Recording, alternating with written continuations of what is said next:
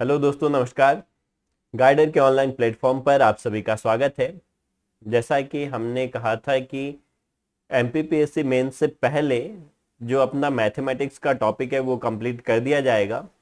आधे से अधिक टॉपिक हम लोग जो है कवर कर चुके हैं और आधा टॉपिक जो है बचा हुआ है जो थोड़ा सा कैलकुलेटिव है, जिसमें पढ़ना ज़्यादा है, मार्क्स थोड़े कम पूछे जाते हैं उसके। तो उन टॉपिक को हम आज जो है आज से प्रारंभ कर रहे हैं और इस वीक में ये टॉपिक पूरा खत्म करके रख देंगे। आज का जो हमारा टॉपिक है वो है अपना स्टैटिस्टिक्स। हम आज इसके बारे में देखेंगे, सांख्यिकी, जिसमें हम लोग केंद्रीय प्रवृत्ति क्या होता है, माध्य, माध्यिका एवं बहुलक के बारे में, विचारशीलता की माप, और इंग्लिश में बात करें central tendency, mean, median and mode and variance, इसके बारे में पढ़ेंगे। ये टॉपिक अपना जो है हिंदी और इंग्लिश दोनों में बाइलिंगुअल चलने वाला है। अलग अलग हिंदी और इंग्लिश का लेक्चर हम लोग मैथमेटिक्स के लिए नहीं बना रहे हैं, बाकी सारे सब्जेक्ट के लिए हिंदी और इंग्लिश के लेक्चर अलग अलग चल रहे हैं। तो चलिए हम देखते हैं कि अभी तक हम लोगों ने क्या सब पढ़ लिया है। संख्याएं एवं इसके प्रकार हम लोग पढ़ चुके हैं, इकाई मापन की विधियां पढ़ चुके हैं, प्रादर्श के प्रकार पढ़ चुके हैं यानी टाइप्स ऑफ सैंपलिंग पढ़ चुके हैं, मेथड ऑफ यूनिट मेजरमेंट पढ़ चुके हैं, नंबर एंड इट्स टाइप पढ़ चुके हैं। आज हम लोग देखने वाले हैं सांख्यिकी। जिस टॉपिक पे अभी हाईलाइट किया गया है अलग रंग से, उसको आज देखेंगे। केंद्रीय प्रवृत्ति, माध्य, माध्यिका, बहुलक, विचारशीलता की माप यानी स्टैटिस्टिक्स हम देखेंगे, जिसमें central tendency, mean, median and mode and variance, इसके बारे में हम लोग देखेंगे। तो चलिए स्टार्ट करते हैं कि ये टॉपिक जो है इसमें हमें क्या पढ़ना है, कितना पढ़ना है, किस तरह के क्वेश्चंस देखने को मिलते हैं। तो कुछ इस तरीके का क्वेश्चंस जो है आपको पेपर में देखने को मिलेगा, आप इसको गौर कीजिए। तो क्वेश्चंस ऐसे रहेंगे कि इसमें जो है हमें मोड निकालना है, ठीक है। इसके अलावा इसमें जो है मीन, मोड एंड जो है मीन, मीडियन, इसमें हमें मीडियन निकालना है, इसमें मीन, मीडियन एंड मोड तीनों निकालना है। तो ये सब इंग्लिश में भी रहेगा, आगे क्वेश्चंस में आपको इंग्लिश में भी देखने को मिलेंगे। तो इसमें दो टाइप के क्वेश्चंस रहते हैं। एक ऐसे सीधे लाइन वाले क्वेश्चंस रहते हैं जहां पे इस तरीके का नंबर्स दिया रहेगा, उसमें आपको जो है मीन, मोड, मीडियन ये निकालना रहेगा, ठीक है। तो ये जो है इस तरीके का एक क्वेश्चन रहेगा और एक इस तरीके के बॉक्स वाले क्वेश्चन रहेंगे। बॉक्स वाले में भी दो टाइप रहेगा, गौर करना। यहाँ पे जो दिया गया है नंबर्स, वो केवल नंबर दिया गया है। यहाँ पे रेंज दिया गया है, यहाँ पे क्या दिया गया है, रेंज दिया गया है, 0 to 10, 10 to 20, 20 to 30, यहाँ पे रेंज दिया गया है।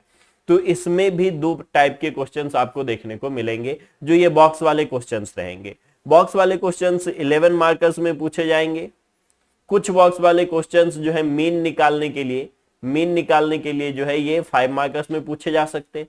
बाकी इस तरीके का जो लेफ्ट साइड में जितने क्वेश्चंस आप ये देख रहे हो, ये पूरे क्वेश्चंस जो है 3 मार्कर्स और 5 मार्कर्स में पूछे जाएंगे। क्लियर? इतनी बातें समझ में आ गई कि कैसे क्वेश्चंस जो है इसमें आपको देखने को मिलेंगे। अब हम लोग चलते हैं स्टार्टिंग से, थ्योरी पे हम लोग चलते हैं।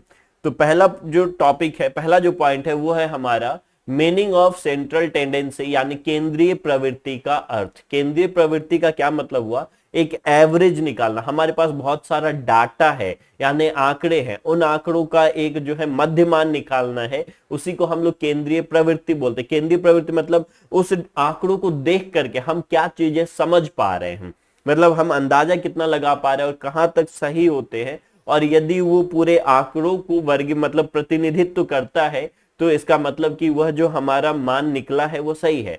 अब इसको हम कैसे समझे कि हमारे पास 5 लोग हैं, जैसे मान लो 5 लोग हैं, तीनों का और पांचों का जो वेट है, एक का 45 किलोग्राम, दूसरे का 45, एक का 47, तीसरे का 48 और चौथे का जो है 44 किलोग्राम है, ये सबका वेट है। तो हम लोग एवरेज मान लिए कि सबका वेट मिला करके 46 किलोग्राम होगा, औसत वेट। तो ये 46 किलोग्राम इसका सेंट्रल टेंडेंसी है, मतलब इन सभी आंकड़ों का प्रतिनिधित्व कर रहा है और इस सब के बारे में कुछ न कुछ बता रहा है। तो ये जो 46 किलोग्राम हम ऐसा अंदाज निकालें कि इन सबको जो है वो बराबर बराबर प्रतिनिधित्व करता है, इसी को हम लोग बोलते हैं केंद्रीय प्रवृत्ति। मतलब केंद्रीय प्रवृत्ति उस माप को कहते हैं जो दिए गए आंकड़ों का प्रतिनिधित्व करता है। Central tendency is the measure that represent a given data. Okay, या फिर इसको अनदर वर्ड में हम बोलेंगे, दूसरे शब्दों में केंद्रीय प्रवृत्ति के माप से तात्पर्य औसत मान से होता है। सांख्यिकी में औसत का अर्थ ही केंद्रीय प्रवृत्ति की माप से लगाया जाता है। लेकिन औसत के अलावा भी हम केंद्रीय प्रवृत्ति में डाटा या फिर जो है हम बात करें टॉपिक पढ़ेंगे। तो रास के अनुसार केंद्रीय प्रवृत्ति वह मान है जो समस्त आंकड़ों का श्रेष्ठतम प्रतिनिधित्व करता है। श्रेष्ठतम मतलब कि ज्यादा बेस्ट, ठीक है। अकॉर्डिंग टू रास the value of the central tendency is the value that best represent all the data. तो ये 3 मार्कर्स में पूछा जाएगा कि सेंट्रल टेंडेंसी केंद्रीय प्रवृत्ति से आप क्या समझते हैं। तो हम लिखेंगे कि केंद्रीय प्रवृत्ति मतलब वह डेटा जो दिए गए पूरे आंकड़ों का प्रतिनिधित्व करता है। इसके बाद there are 3 types of central tendency, mean, median and mode. जो हमारा केंद्रीय प्रवृत्ति है उसको मुख्य रूप से 3 प्रकार से मापा जाता है, मीन, मीडियन और मोड, ठीक है। मतलब माध्य, माध्यिका और बहुलक। हिंदी में मीन मतलब माध्य, मीडियन मतलब माध्यिका, मोड मतलब बहुलक। आप हिंदी इंग्लिश अलग अलग याद रखिए। अब यहां पे देखेंगे इन तीनों के बारे में और क्या। इन 3 विधियों में सबसे अधिक शुद्धता मध्यमान से प्राप्त होता है। मध्यमान यानी माध्य से प्राप्त होता है। मतलब among all these 3 mean is more accurate, ठीक है। इस विश्वसनीयता जो है यह भी अधिक मानी जाती है। मतलब of this 3 method the highest accuracy is obtain from the medium, यानी कि ये जो हमारा मीडियम नहीं है, ये हमारा क्या है, मीन है। It's reliability is also considered high. Mean का जो है सबसे सही वैल्यू मीन को माना जाता है कि मीन दिए गए डाटा का सबसे बेस्ट रिप्रेजेंटेशन है। मतलब मीन जो है वो सभी आंकड़ों का बेहतर प्रतिनिधित्व करता है। वह सभी आंकड़ों से कुछ न कुछ जुड़ा हुआ होता है, ठीक है। सभी आंकड़ों का उसमें प्रतिनिधित्व होता है। मीडियन में बात करें, अभी अब कैसा होता है ये आगे चल के हम समझ जाएंगे, अभी केवल सुनते चलो। जैसे एक बात बता रहे हैं, हमने लिखा 2, 3, 4, 5, 6 और इस सभी का औसत निकाल देंगे। औसत यानी कि होता है हमारा माध्य। सामान्यतः माध्य को हम लोग औसत बोलते हैं, एवरेज बोलते हैं। तो एवरेज बराबर क्या हो जाएगा, 2 + 3 + 4 + 5 + 6 डिवाइड बाई कितने संख्या है, 5। तो बराबर हो गया हमारे पास 20/5 बराबर 4। तो मतलब ये 4 जो निकला है औसत, इसमें सभी आंकड़ों की हिस्सेदारी है। सबको जोड़ करके हम 5 से भाग दिए हैं, तो इसका जो मध्यमान निकला है वो 4 निकला है। मतलब 4 में ये सारे लोग कुछ ना कुछ भाग लिए, पार्टिसिपेट किए, तो यह बेहतर सेंट्रल टेंडेंसी माना जाएगा, ठीक है। तो हो गया सेकेंड पॉइंट। मध्यांक मध्यमान से कम शुद्ध माना जाता है। मध्यांक यानी मीडियन। मीडियन जो है वो लेस एक्यूरेट देन मीन। सबसे ज्यादा एक्यूरेट कौन है, मीन। उसके बाद कम एक्यूरेट कौन है, मीडियन। उसके बाद कम एक्यूरेट कौन है, मोड। तो अकॉर्डिंग टू एक्यूरेसी, एक्यूरेसी में बात करें तो एक्यूरेसी में आ जाएगा मीन, मतलब मीन सबसे ज्यादा शुद्ध है। इसके बाद हम बात करें मीन के बाद ये है मीडियन। मीडियन के बाद करें तो आखिरी में आता है मोड। यदि जल्दी जल्दी में हमें देख करके पता लगा लेना 50 लोगों के बारे में, एक अनुमान लगाना है, तो हम मोड निकाल लेंगे, ठीक। यदि हम अनुमान लगाने के साथ साथ उसके बीच वाला वैल्यू निकाल सकते हैं तो मीडियन, और सबका औसत निकाल सकते हैं तो उसको बोलते हैं मीन, ठीक है। तीनों ही विधियों में सबसे अधिक समय मध्यमान की गणना में लगता है, यानी मीन के कैलकुलेशन में हाईएस्ट टाइम जो है वो क्या होता है, स्पेंट होता है। In all these 3 method the maximum time is spent in calculating the mean value. Mean के कैलकुलेशन में ज्यादा समय लगता है। मीडियन और मोड का कैलकुलेशन जो है आसान होता है, ठीक है। मीन जो है, calculation of mean is more time consuming rather than median and mode. तो आपको क्या समझ में आया? अभी तक हमने देखा कि 5 मार्कर्स में अब पूछा जा सकता है केंद्रीय प्रवृत्ति के बारे में। शॉर्ट नोट लिखिए, केंद्रीय प्रवृत्ति यानी कि आपसे पूछा जाएगा central tendency, right a short note about central tendency. तो हम सेंट्रल टेंडेंसी को डिफाइन करेंगे, केंद्रीय प्रवृत्ति को डिफाइन करेंगे। इसके बाद लिखेंगे कि इसमें 3 चीजें होती हैं, तीनों के बारे में एक एक लाइन लिखेंगे जो हम आगे पढ़ने वाले हैं। उसके बाद लिखेंगे कि सबसे ज्यादा एक्यूरेट मीन होता है, सबसे ज्यादा शुद्ध मीन होता है, और उसमें समय भी सबसे ज्यादा लगता है गणना करने में। मीडियन और मोड जो है वो कम जो है शुद्ध होते हैं, उनकी शुद्धता कम मानी जाती है। मोड जो है सबसे कम शुद्ध होता है। तो ये पॉइंट हम लिख सकते हैं। अब हम एक एक करके डिटेल चलते हैं तीनों के बारे में। चलिए, तो फर्स्ट टॉपिक जो है उसमें वो है हमारे पास मीन। मीन यानी कि एवरेज। मैथमेटिक्स में, गणित में, सामान्य गणित में मीन को ही हम एवरेज बोलते हैं, यानी औसत बोलते हैं, एवरेज, या फिर जो सामान्य गणित में। और वैसे इसको क्या बोला जाता है, माध्य बोला जाता है, माध्य बोला जाता है या मध्यमान बोला जाता है। तो औसत का परिभाषा हमने क्या पढ़ा था बचपन में? औसत का परिभाषा जो होता है दिए गए संख्याओं का योग बट्टे कुल संख्या। ये औसत का फॉर्मूला, जैसे हमारे पास संख्या यहाँ पे दिया गया है, क्या सब है संख्या, 20, 10, 5, 15 और 10, ये 5 संख्याएं हैं। अब ये बट्टे कुल संख्या कितनी है, 1 2 3 4 5, 5। तो संख्याओं के योग को संख्याओं के संख्या से विभाजित करने पर प्राप्त संख्या जो है औसत कहलाता है या फिर माध्य कहलाता है। ठीक है, तो ये कितना हो जाएगा, 60 हो गया टोटल, बट्टे 5 बराबर 12। तो यहाँ पे ये 12 होना चाहिए। ठीक है, तो ये क्या हो जाएगा, 12, ये 4 नहीं, ये 5 होगा, 60 बट्टे 5। अब कहानी क्या है, देखो इसको पढ़ डालो। गणितीय मध्यमान भिन्न भिन्न आंकड़ों के योग को उसकी संख्या से विभाजित करने पर प्राप्त मूल्य है। यानी मध्यमान एक लब्धि है, यानी एक संख्या है जो कि समूह में पदों के योग को, जो पद दिया गया है, नंबर्स दिए गए, उनके योग को पदों की संख्या से विभाजित करने पर प्राप्त होता है। और इसको हम कैसे लिखते हैं कि इसका हम फॉर्मूला बनाते हैं कि x1 से लेके xn तक बट्टे n। n क्या है, n बराबर होता है कुल संख्या, टोटल नंबर n है। Here n is the total number where numbers are x1 to xn, number x1 से लेके xn तक है। तो ये इसी को हम एवरेज बोलते हैं। मतलब क्या हो जाएगा, एवरेज या फिर mean is a sum obtained by dividing the sum of the terms in a group by the number of terms। तो उसको हम लोग मीन बोलेंगे, या उसको सिंपल मैथमेटिक्स में बोलेंगे मीन जो है is the value obtained by dividing the sum of different data by total number of data। It is known as average. औसत जो है उसी को हम मीन बोलते हैं। लेकिन सीधे क्वेश्चंस ऐसा नहीं रहेगा, आपसे पूछा जाएगा what do you mean by mean, write down it's characteristics and disadvantage. यानी मध्यमान या माध्य से आप क्या समझते हैं, इसकी विशेषताएं और इसकी जो है डिसएडवांटेज, यानी कि इससे संबंधित जो है आप दोष लिखिए। तो मध्यमान का क्या लाभ है, क्या दोष है, इसको हम देख लेते हैं एक बार। चलो मैं यहां से गायब हो जाता हूं, अब हम लोग पढ़ते हैं मध्यमान के गुण क्या हो सकते हैं। 5 मार्क्स में पूछा जाएगा, ये 5 मार्क्स का क्वेश्चन है। तो मध्यमान किसी भी एक मान के ज्ञात न होने पर मध्यमान की गणना संभव नहीं है। हमारे पास 6 नंबर दिया गया है, एक है 20, एक है 25, एक नंबर पता नहीं x, एक है 13, एक है 15 और एक है 12। अब हमसे पूछेगा कि आप मीन निकाल दो, हम नहीं निकाल पाएंगे क्योंकि जब हम जोड़ेंगे तो x रह जाएगा। ठीक, तो इस प्रकार मध्यमान सभी आंकड़ों का उचित प्रतिनिधित्व प्रदान करता है, यह विशेषता है। इसके द्वारा समस्त शोधकर्ता समान मूल्य प्राप्त करते हैं। मतलब इसमें यदि हम वैल्यू निकालेंगे तो कोई भी निकाले एक जैसा वैल्यू मिलेगा, क्योंकि इसमें निश्चित नियमों सूत्रों का प्रयोग किया जाता है, इसलिए यह एक विश्वसनीय विधि है। इंग्लिश में आगे दिया गया है यहाँ पे, तो इंग्लिश वाले जो है उसको इंग्लिश में पढ़ लेंगे। पीडीएफ जो है अपने ग्रुप में, जहां पे मैं हमेशा डालता था, वहां पे पीडीएफ आपको मिल जाएगा। ठीक है, मध्यमान के समस्त अंकों के विचलन का योग शून्य होता है, इस प्रकार यह एक संतुलन बिंदु होता है। मध्यमान के समस्त अंकों के विचलन का योग, ये विचलन क्या है ये हम आगे देखेंगे, तो उसका योग शून्य होता है, इस प्रकार यह एक संतुलित बिंदु होता है। ठीक, अभी विचलन इग्नोर मारना है, हम लोग आगे पढ़ने वाले हैं कि क्या होता है ये।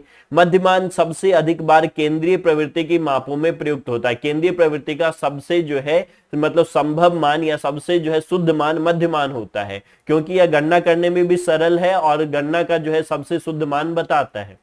बीज गणितीय नियमों से प्रयोग से अज्ञात आंकड़ों को भी इस विधि से प्राप्त किया जा सकता है। यदि मध्यमान दिया गया हो कि इस सब का औसत जो है वो 15 है, तो x का मान निकाला जा सकता है। मतलब यदि मध्यमान पता हो तो फिर हम आंकड़ों में किसी संख्या या अज्ञात वैल्यू को भी प्राप्त कर सकते हैं।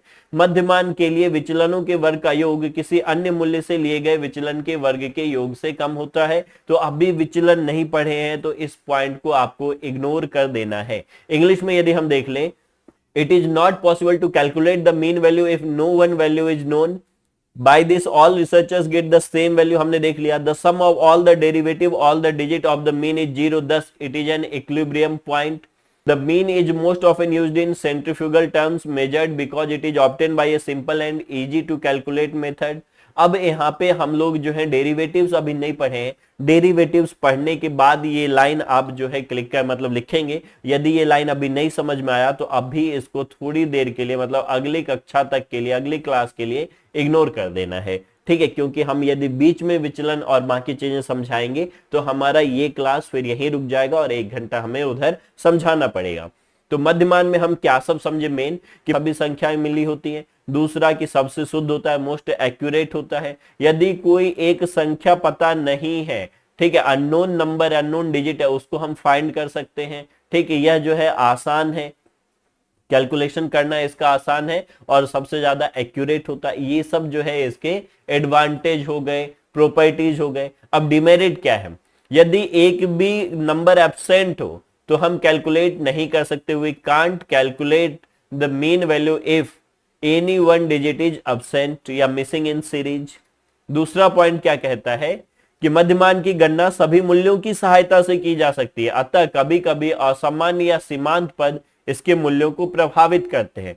इस कारण यह मापन अंकों का प्रतिनिधित्व नहीं कर पाता है। इसका क्या मतलब है? इस लाइन का क्या मतलब है, इसको समझते हैं। गौर से देखो, हमारे पास चार संख्याएं 2, 20, 30 और 40। अब इसका औसत निकाल दिए हम तो कितना हो गया? 40 और 20 60, 70 80 90 2 92, 92 बट्टे 4, तो ये हो गया 4 दूना 8, 4 तिया 12, ठीक है, तो ये हो गया 23। अब इसका औसत आया 23, तो इस सब के आसपास तो है लेकिन 2 से कितना ज्यादा दूर है। तो कभी कभी जब संख्याओं में असमानता हो तो मीन की वैल्यू काफी चेंज मिल जाता है हमें, ठीक है। कभी कभी यह अवास्तविक मूल्य भी प्रदर्शित करता है, जैसे हमारे पास संख्याओं का सीरीज है 2 4 6 8 और एक संख्या है 100। अब इसका हम मीन निकालेंगे तो हमें ये जो है 40 से ऊपर या 40 से ऊपर ही मिलेगा, कम से कम 40 से ऊपर तो नहीं लेकिन 20 के ऊपर मिल जाएगा, क्योंकि 1 2 3 4 5 संख्याएं हैं तो 20 के ऊपर मिलेगा। अब देखो ये चार संख्याएं 20 से कितनी ज्यादा कम है, तो यह जो है कभी कभी इनएक्यूरेट वैल्यू जो है, ये जो है अनरियलिस्टिक वैल्यू जो है शो करता है। तो ये कहानी हो गया मेरिट एंड डिमेरिट का, कि मध्यमान के गुण क्या है, मध्यमान के दोष क्या सब है। तो अगला जो टॉपिक है हमारे पास ये है मीन के बाद मीडियन। मीडियन को हम लोग क्या बोलते हैं? मीडियन को हम लोग बोलते हैं माध्यिका, ठीक, या मध्यांक। वो मध्यमान था, आप माध्यिका याद रखिए। क्या याद रखेंगे? माध्यिका, इसको बोलते हैं हम लोग इंग्लिश में मीडियन, ठीक है। अब मीडियन क्या होता है कि हमारे पास जो बहुत सारे नंबर दिए गए, याद रखो, सुनो मैं समझा दे रहा हूं तो इससे समझना आसान हो जाएगा। चलो मैं यहां से हटता हूं, मैं गायब हो गया है ना। अब गौर कीजिए, यहां पे हमारे पास नंबर्स दिए गए 2 3 5 7 9 3 5 4। अब इसको हम बढ़ते हुए या घटते हुए क्रम में लिख लेंगे। 2 लिख लिया, 1 2 गया, और 2 नहीं है कहीं, चलो ठीक है। उसके बाद फिर क्या है? 3 है, 3 लिख लिए, फिर 3 लिख लिए, ये 3 2 बार है, 2 बार 3 चले गए। उसके बाद क्या है? 4 है, तो 4 लिख लिए। उसके बाद क्या लिख लिए हम लोग? 5 लिख लिए, ये चला गया। 5 2 बार है तो फिर से एक बार 5 लिखे, फिर आया 7, फिर आया 9। कितने लोग हैं? 1 2 3 4 5 6 7 8 आदमी। तो 8 आदमी में 3 आदमी इधर, 3 आदमी इधर, बचे बीच में 2। तो ये दोनों बीच में है तो इसलिए इसको बोला जाता है माध्यिका। तो इसकी माध्यिका क्या हो जाएगी? माध्यिका यानी कि मीडियन। तो मीडियन बराबर हो जाएगा 4 और 5 आंसर, दोनों 4 और 5, 4 और 5 दोनों आंसर। तो अब मीडियन को हम परिभाषित कैसे करेंगे? गौर से देखो, एक और एग्जाम्पल लेते हम लोग। हमारे पास संख्या है 2 2 3 5 4 4 7, ठीक है। अब इसको हम लोग लिख दिए 2 2 3 4 4 5 और 7। अब इसमें 3 इधर 3 इधर, बीच में एक बचा रह गया, तो ये हो गया 4। तो 4 हो गया हमारा मीडियन, ठीक है। तो 4 हो गया हमारा मीडियन। तो अब देखो यहां पे गिनती में टोटल 7 नंबर थे, 7 नंबर्स। यहां पे कितने नंबर थे? यहां पे गिनती में 8 नंबर हैं। जब 8 नंबर होगा तो बीच में 2 नंबर आएगा, 3 इधर आएगा। और जब 7 नंबर होगा तो 3 आगे 3 पीछे और बीच में 1 नंबर आएगा। तो बीच वाला नंबर ही कहलाता है मीडियन, ठीक है।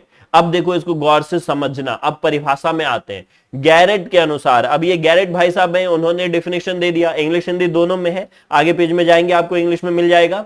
तो गैरेट क्या बोले? जब अव्यवस्थित अंक या अन्य माप आकार या मूल्यों के अनुसार क्रमबद्ध हो, मतलब सीरीज में हो, वे नंबर्स आर इन सीरीज, ठीक है, on the basis of size और वैल्यू, तो उसके मध्य का अंक देन देयर मिडिल अंक, middle number digit is known as median.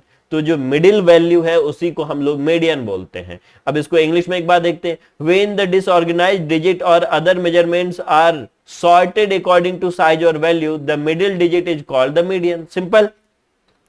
इसी को दो तीन लोगों ने अलग अलग तरीके से बताया है। एक भाई साहब थे गिलफोर्ड, इन्होंने बताया कि मध्यांक मान किसी मापनी पर उस बिंदु के रूप में परिभाषित किया जाता है जिसके ठीक आधी इकाइयां और जिसके नीचे ठीक आधी इकाइयां स्थित होती है। मतलब वो बीच वाला बिंदु जिसके ऊपर आधे लोग, जिसके नीचे आधे लोग, तो वो बीच वाला मध्यांक हो गया।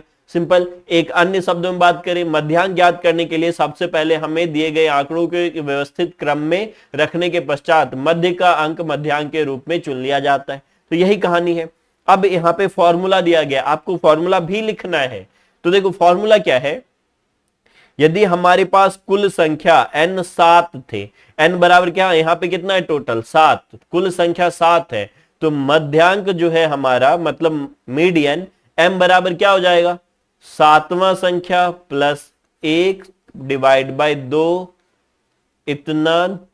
इतनावा पद या इतना नंबर। तो देखो टोटल 8 हो गए, 8/2 मतलब फोर्थ नंबर। तो फोर्थ नंबर क्या था, यहां से first second third fourth, fourth number 4 दिया हुआ था, तो 4 आंसर हो गया। और जब n जो है वो ऑड हो, n क्या हो यहां पे ऑड हो, और जब n इवन हो, जब n जो है ये इवन हो, यहां पे देखो पहले वाले एग्जांपल में, पहला वाला जो एग्जांपल हमने लिया है, यहां पे n क्या था, यहां पे n इवन था। तो जब n इवन नंबर हो जाए तो ऐसे में हमारे पास टोटल 8 नंबर हो गए। तो मिडिल नंबर कैसे निकालेंगे, मिडिल में तो 2 आएगा, तो मिडिल में 2 आएगा 8/2 प्लस, ठीक है 8 + 2/2, तो ये हो गए हमारा चौथा संख्या, ठीक। और उसके बाद ये हो गए 10/2 मतलब पांचवा, fifth number, fourth and fifth number. तो चौथा और पांचवा संख्या क्या था, यहाँ पे चौथा 4 था और पांचवा 5 था, तो उसी को हम मीडियन बोल दिए। मीडियन यानी बीच वाला, सीधे समझो मीडियन यानी बीच वाला। यदि टोटल नंबर गिनती में 3 है तो बीच में 1 आएगा, टोटल 4 है तो बीच में कितने आएंगे, 2 आ जाएंगे बीच में, ठीक। तो यदि ऑड है, टोटल नंबर ऑड है, तो मीडियन इज ओनली 1 डिजिट है, ओनली 1 नंबर। और यदि टोटल नंबर जो है वो इवन है, सम संख्या है, तो मीडियन क्या हो जाएगा, 2 हो जाएंगे, टोटल संख्याएं 2 हो जाएंगे मीडियन में। अब एक क्वेश्चन पे चलते हैं, यहां देखो, चलो एक क्वेश्चन दिया गया है, कह रहा है कि दिए गए नंबर में इन संख्याओं में जो है आप मीन और मीडियन निकालिए। बाद में हम देखेंगे मोड, मोड मतलब बहुलक, मीडियन मतलब माध्यिका, और मीन मतलब माध्य। तो ये आपको निकालना है, नंबर्स आपके पास है। अब नंबर को अरेंज करते हैं हम पहले, माध्य निकालने के लिए, यानी एवरेज, मीन, माध्य। तो ये क्या हो जाएगा हमारे पास, 2 + 5 + 7 + 5 + 9 + 5 + 8 + 11 + 4 डिवाइड बाय टोटल कितने लोग हैं, 1 2 3 4 5 6 7 8 9, तो टोटल 9 लोग हैं। कर दो जितना हो रहा है, तो ये निकल गया हमारा मीन। अब मीडियन निकालेंगे हम लोग, मीडियन निकालेंगे यानी माध्यिका निकालेंगे। तो माध्यिका निकालने के लिए क्या करना है, देखो टोटल जितने हैं उनको अरेंज करो पहले। तो 2 लिखा है, 1 2 चला गया, और 2 नहीं है। अब चलो 5, 5 कितनी बार है, 1 बार 2 बार 3 बार, तो 5 हम लोग 3 बार लिख लिए। अब उसके बाद 5 के बाद, अच्छा 5 से पहले एक 4 भी था, तो 4 भी लिखो बीच में, 4 आ गया। चलो इसको मिटाते हैं और फिर से एक बार जो है हम लोग सही सही लिख लेते हैं। चलिए, तो कहानी क्या है अपने पास, अपने पास जो है 2 है, 4 है और 5 3 बार है, तो 4 भी काट देते हैं, 5 3 बार आ गया। उसके बाद 7 1 बार है, 7 1 बार है, 7 भी काट दिए। उसके बाद 8 9 और 11, उसके बाद है 8 9 और 11, 8 भी गया, 9 भी गया, 11 भी गया, सारे नंबर आ गए। टोटल कितने लोग हैं, 1 2 3 4 5 6 7 8 9, तो कुल संख्या, टोटल नंबर हमें लिखना है, फॉर्मूला लिखना पड़ेगा, टोटल नंबर, टोटल नंबर कितने, 9। तो हमारे पास मीडियन, मीडियन क्या हो जाएगा, बीच वाला संख्या। बीच वाला संख्या कैसे निकालते हैं, टोटल नंबर +1 डिवाइड बाय 2, तो यानी 10/2 बराबर फिफ्थ नंबर, ठीक है। कितना हो गया, फिफ्थ नंबर, यानी कि 5वीं संख्या। तो 5वीं संख्या जो है वो क्या हो जाएगा, माध्यिका हो जाएगा। तो 5वीं संख्या क्या है, 1 2 3 4 5, 5वीं संख्या 5 ही है, तो 5 हमारा आंसर हो गया, ठीक है। तो इसका जो है क्या हो जाएगा हमारा, ये 5 आंसर हो गया माध्यिका। कहानी समझ में आ गया। यदि ये टोटल 10 लोग होते तो बीच में 2 लोग आते, देखो 4 आदमी इधर आ गए, 4 आदमी इधर आ गए, बीच में बचा 5, तो 5 हमारा आंसर, सिंपल सी बात है। ठीक, अब यदि ये क्वेश्चन ऐसा लिखा होता कि आपको 2 3 4 5 6 7 8 ऐसा दिया है, अब बोलता है कि इसमें माध्यिका निकालो, तो 5, एक और ले लिए 9, तो अब देखो 3 इधर 3 इधर, बीच में बचे 2 लोग, तो ये 2 5 और 6 दोनों आंसर। ठीक है, बीच में 2 लोग बचे, दोनों आंसर। ठीक, ऐसे आपको फॉर्मूला लिख करके लिखना पड़ेगा। कौन कौन से टर्म है, टोटल कितने हैं, 1 2 3 4 5 6 7 8, तो 8/2 पद, मतलब 8/2 मतलब हो गया हमारे पास फोर्थ नंबर प्लस 8 + 2/2 मतलब कि फिफ्थ नंबर, तो फोर्थ नंबर है 5 और फिफ्थ नंबर है 6, तो ये आंसर हो जाएगा। ऐसा हमें लिख करके करना पड़ेगा। तो उम्मीद है आपको ये समझ में आ गया कि मीन मतलब एवरेज, माध्यिका मतलब बीच वाला, हम उसको क्रम से सजाएंगे और बीच वाला माध्यिका हो जाएगा। तो अब चलिए माध्यिका में हम देखते हैं कि इसके गुण और इसके दोष क्या हैं। ठीक है, मेरिट एंड डिमेरिट क्या है। गणना करने में सरल है, समय की बचत होती है, हम अरेंज किए फटाक से कर दिए। It is easy to calculate and save times. ठीक है, सेव टाइम्स। मूल्य सदैव निश्चित रहता है, इसका वैल्यू फिक्स रहता है। The price is always fixed, मतलब द वैल्यू जो है यहाँ प्राइस के बदले क्या हो जाएगा, वैल्यू इज ऑलवेज फिक्स्ड। सीमांत मूल्यों के ज्ञात न होने पर भी मध्यांक की गणना संभव है, मतलब कोई एकाध जो उसमें नहीं हो तो भी हम बीच वाले का पता लगा सकते हैं। It is possible to calculate the median even if marginal value are not known, मतलब अगल बगल वाला कोई नहीं है तो भी हम देख करके अरेंज कर देंगे और उसको हिसाब से एक को छांट देंगे, बीच वाला पता लगा लेंगे।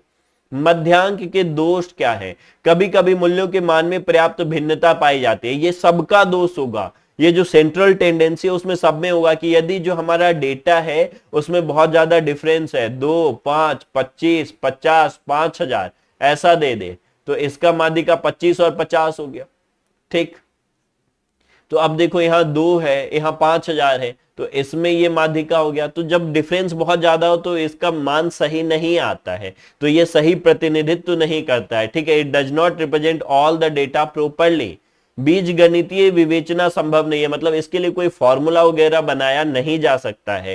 किसी सूत्र के प्रयोग ना होने से प्राप्त मान विश्वसनीयता खो देता है। अब इसमें कोई फॉर्मूला वगैरह इस्तेमाल नहीं होता, हम देखकर सीधे बता सकते हैं, तो इसमें जो है बहुत ज्यादा रिलायबिलिटी नहीं है, तो ये इसके क्या हो गए, डिमेरिट हो गए। 5 मार्क्स में पूछेगा median, right a short note, या फिर एग्जाम्पल दे देगा कि एक क्वेश्चन दे दिया इसमें बताया मीडियन लिख दीजिए और उसके बाद मेरिट और डिमेरिट लिख दीजिए।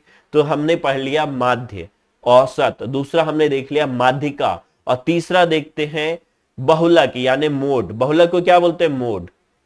अब एग्जाम्पल से ही इसको समझते हैं। चलो मैं फिर से गायब होता हूं। तो हमारे पास बहुलक, चलो ये हमारे पास नंबर डेटा दिया गया है 1 से लेकर के यहां तक, और इसमें कह रहा है बहुलक ज्ञात करें। बहुलक को क्या बोलते हैं हम लोग, mode. Find mode of given data. तो देखो इसमें अब जो सबसे ज्यादा बार रिपीट हुआ, मतलब हाईएस्ट नंबर ऑफ फ्रीक्वेंसी, तो सबसे ज्यादा बार रिपीट कौन हुआ है, 2। या तो हम देख के पता लगा लें या फिर अरेंज कर लें सबको। 5 बार रिपीट हुआ है, तो 2 5 बार रिपीट हुआ है। इसके अलावा जो है 1 2 3 1 2 3 4 5 6, तो 6 बार रिपीट हुआ है, सॉरी। अब उसके बाद और कौन रिपीट हुआ है, और कोई खास रिपीट हुआ नहीं है। यदि और रिपीट होता तो भी जो सबसे ज्यादा बार रिपीट होता उसी को हम लोग बोलते मोड, मतलब the multiplicity value in any frequency distribution in the value that has the highest frequency, मतलब जिसका हाईएस्ट फ्रीक्वेंसी होगा, सबसे ज्यादा जिसकी आवृत्ति होगी, आवृत्ति मतलब पुनरावृत्ति, सर्वाधिक पुनरावृत्ति जिसका होगा उसी को हम लोग क्या बोलेंगे, बहुलक बोलेंगे। दिए गए वितरण में जो डाटा दिया गया है, आंकड़ा दिया गया है, उसमें जिस संख्या की आवृत्ति सर्वाधिक होगी उसे बहुलक बोला जाएगा। ठीक है, या फिर इसको ऐसा बोल दो, किसी वितरण में वह बिंदु जिसकी आवृत्ति सर्वाधिक हो। The point in a distribution whose frequency is highest is known as mode. उदाहरण हम समझ गए, अब एक उदाहरण और लिखते हैं। यहां पे देखो 2 2 5 7 9 3 3 5 9 3 9 7 5 4 5 ऐसा दिया है। अब देखो इसको अरेंज करो, 2 कितनी बार आया, 2 यहां से लेके यहां तक का डेटा है, डाटा आंकड़ा आपके पास ये है, 2 कितनी बार आया, 1 बार 2 बार, बस 2 बार। 3 कितनी बार आया, तो 1 बार 2 बार 3 बार, 3 आया 3 बार। 4 कितनी बार आया है, 4 आया केवल 1 बार।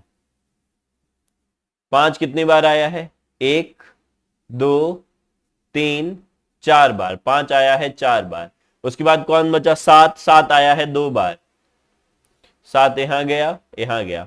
9 आया है 1 2 3 बार, 9 आया है 3 बार, तो 9 आया रिपीट हुआ 3 बार। अब सबसे ज्यादा कौन रिपीट हुआ, 5, तो हमारा मोड क्या हो जाएगा, मोड इक्वल टू 5 आंसर। तो हम इसको अरेंज करेंगे, जब डाटा दिया होगा ना तो हम उसको अरेंज करेंगे, ये लिखा हुआ है तो इसके बाद हम लिखेंगे कि यहां पे लिखेंगे नंबर, यहां पे लिखेंगे फ्रीक्वेंसी, इधर लिखेंगे संख्या, इधर लिखेंगे आवृत्ति, और ऐसे जो है एक चार्ट बनाएंगे कि 2 2 बार पुनरावृत्त हुआ है, 3 3 बार हुआ है, 4 1 बार हुआ है, 5 4 बार हुआ, ऐसे बनाएंगे। और उसके बाद 5 में ऐसे अंडर ब्रैकेट लेंगे और लिख देंगे कि मोड बराबर 5 आंसर। ऐसे करके हमें बनाना पड़ेगा जब क्वेश्चन पूछा जाएगा, ठीक है। चलिए अब इसके जो है गुण और दोष देख लेते हैं, मतलब इसके एडवांटेज जो है, और उसके बाद डिमेरिट, मेरिट और डिमेरिट देख लेते हैं। गणना करना सबसे सरल है, ठीक है, मतलब कैलकुलेशन जो है सिंपलेस्ट है, सीमांत पदों के बिना भी गणनीय है, मतलब कोई और कोई पद वगैरह नहीं है, मतलब इसमें जो है countable even without marginal post, मतलब मार्जिनल पोस्ट का मतलब अगल बगल में कोई नहीं हो या फिर जो है कोई डिफरेंस थोड़ा बहुत का हो, सबसे जो है कैलकुलेट किया जा सकता है। इसमें जो है मैक्सिमम जो है फ्रीक्वेंसी का मान होना ही पर्याप्त है, यदि संख्याओं में अंतर कितना उससे फर्क नहीं पड़ता।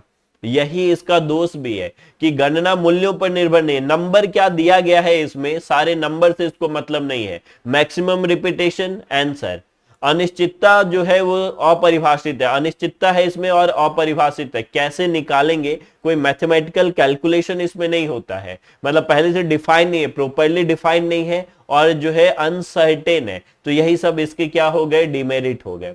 तो मेरिट और डिमेरिट देख करके हम समझ सकते हैं। अब चलते हैं हम लोग, तीनों में रिलेशन क्या होता है, माध्य, माध्यिका और बहुलक में संबंध क्या होता है, relationship between mean, median and mode. 3 markers question बन सकता है यहां से कि एक 3 मार्कर्स क्वेश्चन पूछ दिया कि तीनों में रिलेशन क्या होता है। तो एक रिलेशन याद रखना है, बहुलक बराबर, बहुलक मतलब क्या पढ़े थे, मोड, मोड बराबर 3 गुने मीडियन, मीडियन मतलब क्या पढ़े, माध्यिका, माइनस 2 गुने माध्य। तो अब इनमें से कोई भी 2 वैल्यू दिया हो तो तीसरा निकाला जा सकता है। अब इसको उल्टा भी लिख लो, इसको अरेंज करोगे तो मीन माइनस मोड बराबर पहुंच जाएगा 3 इंटू मीन माइनस मीडियन। तो इसी को हम अरेंज करेंगे तो यहां पहुंच जाएंगे, ठीक है। यहां 3 मीडियन है, 3 मीडियन में से एक मीडियन इधर ले आओ, 3 मीडियन है इधर। अब देखो इसको ऐसे अरेंज करो, मोड, एक मोड बराबर 3 गुने मीडियन, मैं इंग्लिश में बोल रहा हूं, आप हिंदी में भी समझते जाना हिंदी वाले लोग। अब यहां 3 मीडियन में से एक मीडियन इधर लिख लीजिए, मीडियन, और प्लस 2 मीडियन अलग कर दीजिए, 3 मीडियन हो गए, माइनस 2 मीन, और ये बराबर है इधर मोड। तो अब इस मीडियन को इधर लाओगे तो ये क्या हो जाएगा, माइनस हो जाएगा, ये माइनस हो जाएगा, एक मीडियन गया। तो मीन माइनस जो है ये मोड बराबर हो गया 3 इंटू मीन माइनस मीडियन, ऐसा, या मोड माइनस मीडियन बराबर 2 इंटू 2 मीडियन माइनस 2 मोड, ऐसा। इसको 3 तरीके से लिखा जा सकता है। चलो मैं यहां से गायब होता हूं, फिर से आपको समझाता हूं रिलेशन क्या है तीनों में। तीनों में रिलेशन, एक रिलेशन याद रखो, बहुलक बराबर होता है 3 गुने माध्यिका माइनस 2 गुने माध्य। अंग्रेजी वाले यहां से देख के कैलकुलेट करेंगे खुद से। अब देखो पहला रिलेशन, अब एक माध्यिका इधर ले आओ इस तरफ, तो ये बहुलक माइनस माध्यिका, एक माध्यिका इधर आ गया, इधर से इधर आ गया, एक माइनस हो गया, बराबर 2 गुने माध्यिका, अब ये इधर आएगा तो जुड़ जाएगा, माइनस 2 गुने माध्य। ऐसा भी हो सकता है, ये भी हो सकता है, ये भी हो सकता है। देखो माध्य में माइनस एक और माध्य कर दो और इसको इधर ले जाओ, तो ये हो जाएगा मीन माइनस, मतलब ये माध्य को इधर ले जाओ, ठीक है, बहुलक माइनस माध्य, एक माध्य और इधर से हम इधर पहुंचा दिए, मतलब एक माध्य इधर हम जोड़ते, ऐसा जाता। तो ये जो है ये बराबर हो जाएगा हमारा 3 गुने ये मीडियन माध्यिका माइनस ये हमारा क्या हो जाएगा माध्य। अब इसको पलट दो, माध्य माइनस बहुलक बराबर माध्य माइनस माध्यिका। एक याद रखो, इससे तीनों निकाला जा सकता है, ये भी निकाला जा सकता है, ये भी निकाला जा सकता है, ये भी निकाला जा सकता है, ये भी बनाया जा सकता है। एक रिलेशन क्या याद रखना है कि बहुलक, बहुलक यानी कि मोड, मोड बराबर होता है 3 गुने मीडियन बीच वाला है ना, 3 गुने मीडियन बीच वाला माइनस 2 गुने एवरेज, एवरेज यानी कि मीन, ठीक है। तो 3 गुने माध्यिका माइनस 2 गुने माध्य, ये याद रखिए, इससे काम चल जाएगा। अब आते हैं क्वेश्चंस की तरफ। एक क्वेश्चन आपको बता दिया, अब इसमें क्या पूछ रहा है, बहुलक निकाले, तो हमको इसको लिखना पड़ेगा, इधर लिखना पड़ेगा संख्या, इधर लिखना पड़ेगा आवृत्ति, यदि मतलब इधर लिखेंगे नंबर, इधर लिखेंगे फ्रीक्वेंसी, फ्रीक्वेंसी। अब अरेंज करेंगे, देखो सबसे पहले 2 है, तो 2 कितनी बार पूछा गया है, यहां पे लिखेंगे 1 बार, बस 1 बार। फिर उसके बाद क्या यहां पे है 4 दिया गया है, 4, तो 4 कितनी बार, ये भी 1 बार। फिर आ जाएंगे 5, 5 कितनी बार है, तो 5 जो है 1 2 3, तो 5 जो है ये कितनी बार है, 3 बार, ठीक। उसके बाद फिर अगला जो है कहानी क्या है अपने पास, 7, 7 कितनी बार है, 1 बार, 7 कितनी बार है, 1 बार। फिर है 8, 8 भी 1 बार, 9 भी 1 बार और 11 भी 1 बार, 8 भी 1 बार, 9 भी 1 बार, 11 भी 1 बार। तो इसमें सबसे ज्यादा रिपीट कौन हुआ है, 5 हुआ है। तो बहुलक क्या हो जाएगा, रिपीटेशन। तो इस आंकड़े में 5 सर्वाधिक बार 3 बार आया है, तो सर्वाधिक फ्रीक्वेंसी क्या है हमारे पास, 3 है, सर्वाधिक फ्रीक्वेंसी कह रहा है, ठीक है। तो यहाँ पे बहुलक में देखो क्या पूछ रहा है कि यहाँ पे 2 बहुलक है, क्योंकि 2 सबसे ज्यादा रिपीट हुआ है, तो यहाँ पे बहुलक जो है क्या हो जाएगा हमारे पास 5 हो जाएगा, 5 सर्वाधिक बार आया, 3 बार आया है, तो बहुलक क्या हो जाएगा 5 हो जाएगा, मतलब मोड बराबर क्या हो जाएगा, मोड बराबर 5 आंसर। जो सबसे ज्यादा रिपीटेड होता है, रिपीटेशन जिसका होता है उसको हम लोग मोड बोलते हैं। तो ये कहानी हो गया ओवरऑल मीन मीडियन मोड का। एक तरह के क्वेश्चन हमने देख लिए। अब यहां पे कह रहा है कि माध्य मीन दिया हुआ है, इस क्वेश्चन में क्या कह रहा है, मीन दिया हुआ है 5 और माध्य का मीडियन, मीडियन दिया हुआ है आपके पास 7, तो आपसे कह रहा है मोड निकालो। तो मोड बराबर हमने क्या पढ़ा है, मोड बराबर पढ़ा है 3 into median minus 2 into mean, यही पढ़े हैं। अब जो है यहां फॉर्मूला लगा दो, 3 इंटू मीडियन कितना 7 माइनस 2 इंटू कितना 5, तो यहां कितना हो गया 21 माइनस 10 इक्वल टू 11, तो 11 हमारा हो गया आंसर। भी 2 दिया होगा, तीसरा आपसे पूछा जाएगा, तो फॉर्मूला याद रखिए, इससे बना लेंगे। आज यहीं तक रखते हैं, नहीं तो क्लास काफी लंबा हो जाएगा। कल से हम लोग इस तरीके के क्वेश्चन सॉल्व करना, इसके लिए फॉर्मूला वगैरह पढ़ेंगे। तो कल इसका दूसरा सेक्शन और आखिरी सेक्शन आएगा, ये भी लगभग 1 घंटे के आसपास का रहेगा। ओके, तो मिलते हैं कल, थैंक यू।